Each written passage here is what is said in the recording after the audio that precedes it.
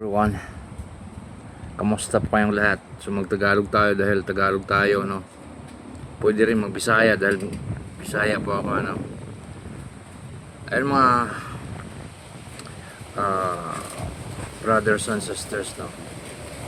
Hindi alam ng karamihan na tayo ay pinamumunuan ng elite or secret society dito sa sanlibutan.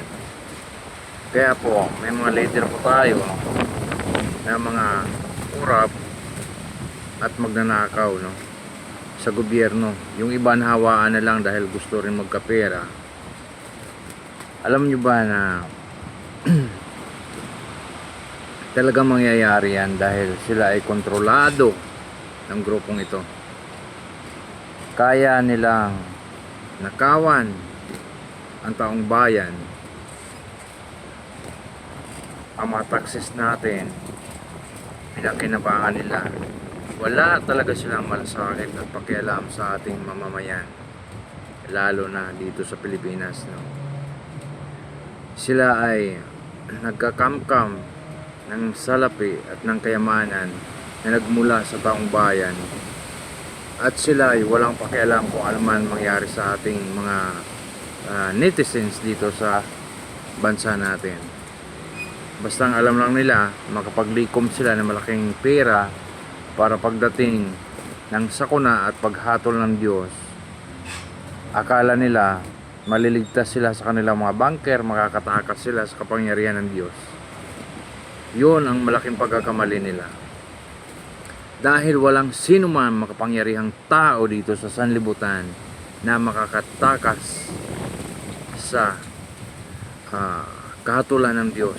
Kahit sino ka pa, kahit ilang bilyon ka pa, kahit ikaw ang makapangyarihan dito sa sanlibutan, ikaw ang leader ng elite dito sa sanlibutan, o ikaw man ay isang alien o reptilian na namumuno dito sa sanlibutan ito, ang iyong kapangyarihan ay limitasyon lamang, may limited, no?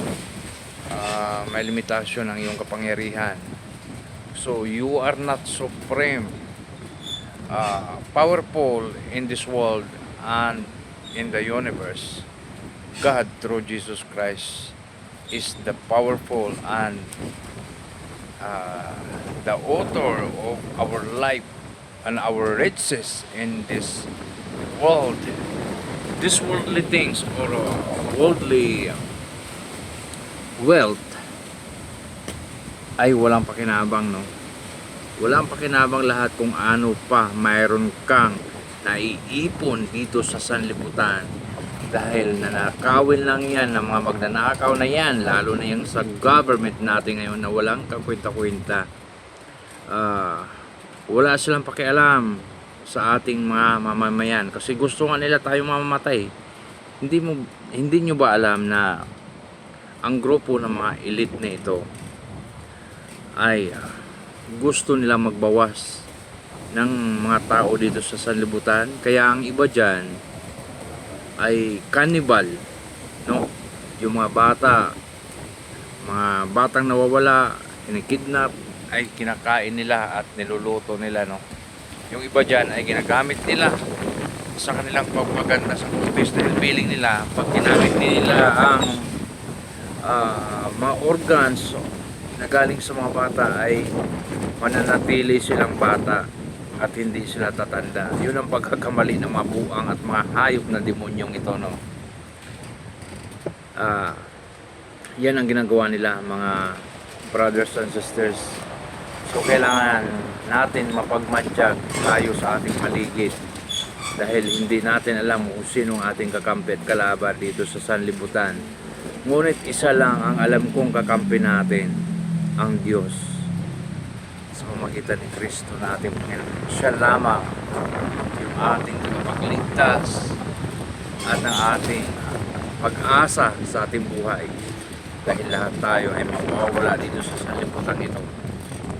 Alam ko na marami sa inyo na sinasamba na ninyo ang pera, sinasamba na ninyo ang inyong mga idols at kung ano pang mga rebulto na mayroon kayo dyan sa inyong bahay. ina-idol nyo yung mga tao na kagaya nyo rin na walang pakinabang.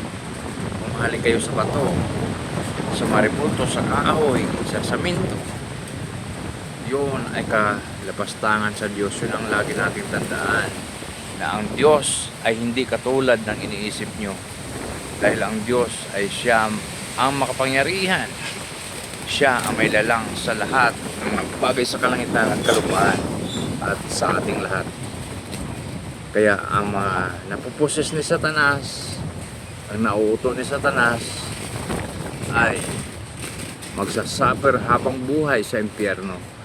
Walang kamatayang uod at apoy at asopre na labas-pasok sa inyong ilong, sa iyong mata at sa iyong tainga. Kapag ikaw ay hindi magsisi sa iyong mga maling gawain, lalo-lalo na yung mga kawatan sa government natin, yan ang gagamitin upang sila ay mapunta din sa impyerno. Tandaan lagi natin yan, mga brothers and sisters.